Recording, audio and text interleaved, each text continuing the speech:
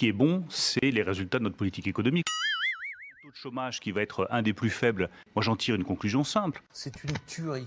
Qu'est-ce que donnent nos choix de politique économique? Ça va être un massacre. Elle fait enfin baisser le chômage, qui est le vrai problème économique et social de notre pays. Elle rend notre pays attractif. Je rentre tout juste de Davos, ça fait plaisir. Allez, salut les amis, c'est Ami Rouge, c'est Ami Négociateur, j'espère que vous allez bien. Je suis très heureux, très content de vous retrouver sur ma chaîne YouTube. Aujourd'hui, vidéo sur la réforme du chômage et le miracle dont Bruno Le Maire semble se féliciter ce matin. Un taux de chômage qui va être un des plus faibles des 15 dernières années. La politique économique que nous menons depuis près de 3 ans donne des résultats.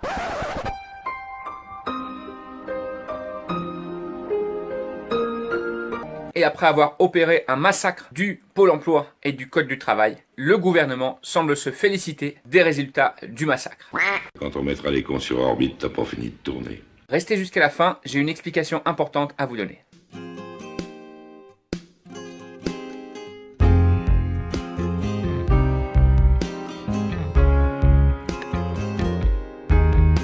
Décidément, Les cons, ça ose tout. Et c'est même à ça qu'on les reconnaît. Les gens ne voient pas encore. Quand il va avoir les indemnités, ils vont perdre les uns 25%, 30%. Aujourd'hui, on va disséquer ce que contient réellement la réforme du chômage. Je suis de gauche. En moyenne, 10% des chômeurs vont être sortis ce mois-ci des indemnités du Pôle emploi. Également, on va voir en détail pourquoi est-ce qu'environ 40% des ayants droit au Pôle emploi vont également perdre beaucoup de droits dans quelques jours. On est malade. Partagez dès maintenant cette vidéo, de mettre un pouce en l'air pour le référencement. Le partage de ce type d'informations est primordial. Du point de vue des chômeurs, en gros, Macron a décidé de mettre fin à l'assurance chômage. Dieu nous pardonne. L'assurance chômage, il faut savoir, ça ne dépendait pas du tout de ceux qui payent des impôts. Alors pourquoi tout réformer? C'était pas des imposables, c'était une cotisation comme une assurance. Ça sert à protéger, contrairement à la police. Et elle était équilibrée. La moitié des chômeurs déjà ne touchaient pas d'indemnitaire. Vous me prenez vraiment pour un con? Oui.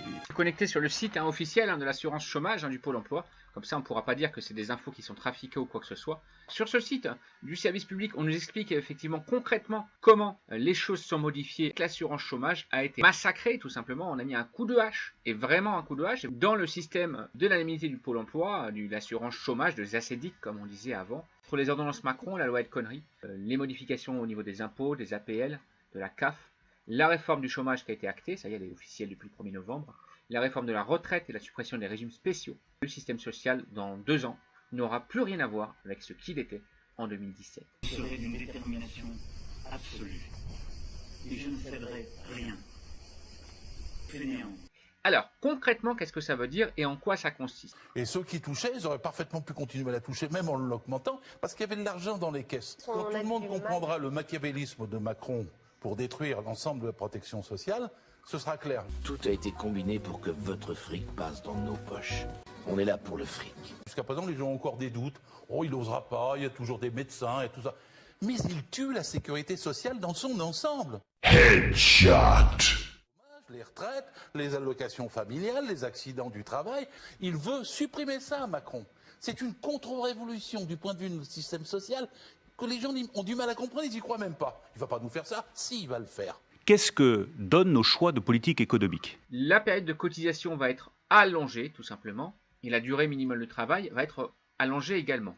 Alors, ça n'a l'air de rien comme ça, mais c'est énorme comme changement, puisque ça va induire que 10% des personnes qui, jusqu'à présent, ont droit à une indemnité Pôle emploi en fin de mois, ils n'auront plus de virement du tout. Headshot. C'est calculé, c'est officiel, mais c'est pas le plus grave. Vous allez voir qu'il y a beaucoup plus vicieux. Durée minimale du travail. Pour avoir droit au chômage, il faudra avoir travaillé 130 jours, donc 910 heures, soit 6 mois, d'accord, complet, sur les 24 derniers mois. Non seulement on raccourcit la période d'observation, mais sur cette même période qui est raccourcie, on va augmenter la période obligatoire de cotisation de 4 mois, on la passe à 6 mois. Ça fait qu'on fait double coup de hache. D'un côté, on diminue la période d'observation pour que les gens perdent au maximum des droits. En tout cas, c'est ce qu'on peut penser. C'est un peu comme la retraite, vous allez voir plus tard. Mais d'un autre côté, on augmente la durée obligatoire de cotisation pour que les gens sortent encore plus du Pôle emploi et donc soient rayés de la liste. C'est ça l'histoire. Pourquoi est-ce que dans quelques semaines, on va certainement droit avoir un beau discours et à une parade devant les caméras LCI et BFM France Info en disant « Hurrah, Vive nous, vive la France, on a fait réduire le chômage. Un taux de chômage qui va être un des plus faibles des 15 dernières années, moi j'en tire une conclusion simple. La politique économique que nous menons depuis près de 3 ans donne des résultats. Elle fait enfin baisser le chômage. Ça va faire baisser les listes de Pôle emploi puisque les gens vont plus être indemnisés et vont sortir des listes, vont être radiés, ça s'appelle comme ça. Deuxième chose, et c'est vraiment très très grave ce qui va arriver maintenant, et là je vais m'adresser vraiment à toutes les personnes qui elles-mêmes ou connaissent dans leur entourage des gens qui travaillent en intérim, qui cumulent des CDD ou qui font des emplois précaires ou qui même sont auto-entrepreneurs, ça vous concerne directement, c'est ce qu'on appelle le rechargement des droits. Alors, le rechargement des droits, comment ça se passe? Entre guillemets, c'est comme un forfait, je sais pas, téléphonique ou un coupon Navigo. Il faut travailler plusieurs heures pour recharger ses droits au Pôle emploi et pour avoir droit à une indemnisation. Donc là, attention, c'est très très important ce que je vous dis et c'est fracassant. Le seuil minimal sera porté, attention, c'est grave ce que je vous dis, à 6 mois. 6 minimum de durée pour recharger ses droits, contre 1 mois auparavant. Multiplié non pas par 2, non pas par 3, mais par 6, le seuil minimal de rechargement des droits. Qu'est-ce que ça veut dire et qui est-ce que ça concerne? Ça là, le rechargement des droits, ça concerne tous les indemnitaires du Pôle emploi, bien évidemment, mais plus particulièrement les précaires. Donc c'est pour ça que je dis la classe populaire, celle qui souffre déjà beaucoup des augmentations du carburant, des augmentations des loyers, des augmentations de l'électricité et du gaz, mais également des transports. Eh bien, ces gens-là, le cadeau que semble leur avoir fait le gouvernement, et en tête de liste, bien évidemment, le président de la République, Emmanuel Macron, ma part, je suis de gauche. C'est que dorénavant, pour avoir droit au minimum des minimums, il va falloir cumuler 6 mois pour recharger ses droits. Ça veut dire que tous les intermittents du spectacle, toutes les personnes qui étaient en CDD de plusieurs petits boulots à la fois, je pense notamment aux petits VTC, aux gens qui faisaient des boulots à droite à gauche, qui cumulaient des temps partiels avec des CDD, avec des intérims, avec de l'auto-entrepreneuriat. Tous ces gens-là vont perdre énormément d'argent d'ici dans quelques jours, quand ils auront leur virement, ou d'ailleurs quand ils l'auront plus du tout. On durcit énormément le rechargement des droits, qui était quand même le nerf de la guerre et qui était censé sauver les intermittents et les précaires, ça a été fait il y a 4 ans, je crois, ou 5 ans. D'autre part, on alourdit beaucoup les conditions pour être indemnisé. Vous allez me dire, Ami Rouge, c'est énorme, Ami Négociateur, c'est énorme. Les bras m'en tombent, là, c'est la merde. Mais les amis, c'est pas fini. C'est pas fini, c'est pas fini, c'est pas fini. Réduction de l'indemnité en fonction des revenus. Donc là, ça concerne plutôt les cadres, mais bon, pas que. Les salariés ayant des revenus supérieurs à 4 500 € brut subiront une réduction de leur indemnité de 30% à partir du 7e mois. Alors, on précise que les démissionnaires ayant plus de 5 ans d'ancienneté dans leur entreprise pourront bénéficier de l'assurance chômage en cas de démission pour réaliser un projet professionnel. Là, c'est les créations d'entreprises. Alors, on oublie de préciser qu'ils n'auront pas droit aux mêmes avantages que les autres, mais ils auront droit uniquement à 70% du SMIC. Donc ça, c'est quand même utile de le préciser, même ceux qui gagnaient 3 000 €. Les travailleurs indépendants pourront toucher sur certaines conditions une aide de 800 € par mois pendant 6 mois. Ah, super, la belle affaire. Ça veut dire que d'un côté, on va supprimer 10% des ayants droit, et on va supprimer 40% des aides pour tout le monde, mais d'un autre côté, les 3-4 personnes qui vont démissionner au bout de 5 ans, on pourra leur payer 800 € par mois pendant 6 mois. Vous avez vu le calcul, comment il faut c'est ou pas? Je garantis le maintien de tout. C'est-à-dire, les 504 milliards de la protection sociale de 2020, ces 504 milliards, ce qu'il veut, c'est les transférer dans le budget de l'État. Et une fois qu'on sont transférés dans le budget de l'État, on dira, mais à quoi ça sert? Eh bien, il n'est plus obligé de s'en servir pour la protection sociale.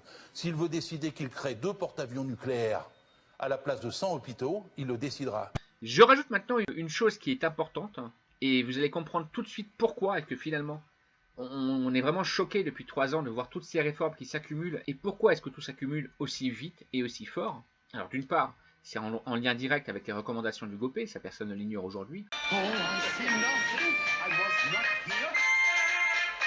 ne connaissez pas le GOPE, Grandes Orientations Politiques Économiques, je vous invite vraiment à revoir mes différentes vidéos que j'avais faites, celles qui n'ont pas été censurées, parce que je me suis fait beaucoup censurer là-dessus, bien évidemment, vous avez bien compris l'histoire.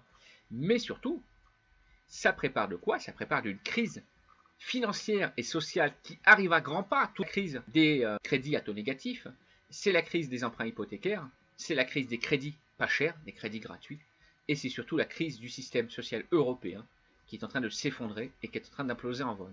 Donc tout ça, c'est quand même très surprenant que toutes ces réformes, toutes ces coupes sombres dans le système de l'assurance chômage, maladie et retraite soient faites juste avant une grosse crise qui se profile.